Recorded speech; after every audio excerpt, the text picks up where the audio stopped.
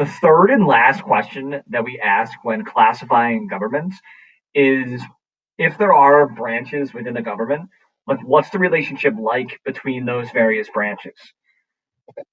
So the first type of government we're going to look at to answer this question is a parliamentary style government. A parliamentary system of government is one in which the legislative branch is definitely considered to be above or superior to like the executive branch. Usually, in a parliamentary system of government, the executive branch is actually chosen by members of the legislative branch. So, a great example of a parliamentary system of government, like oftentimes you just say parliament, you think of England. England has a parliamentary system of government. Their people don't vote for their prime minister. Um, the citizens of England vote for members of parliament, and then members of parliament actually choose the prime minister. For example, the person pictured on the screen is the current prime minister of England. That's Boris Johnson. You may have heard of him before. You may have heard of him back in the spring when he actually contracted pretty seriously COVID.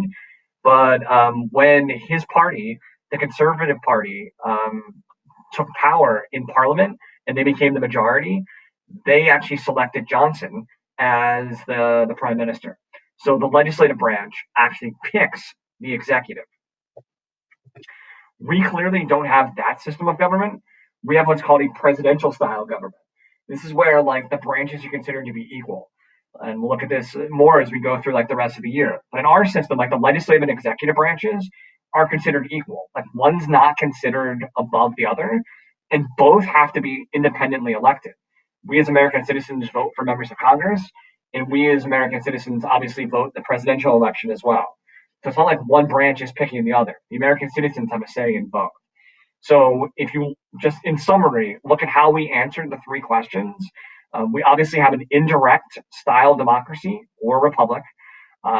We have a federal system, and we also have a presidential system. So those are the three characteristics of like the American system of government.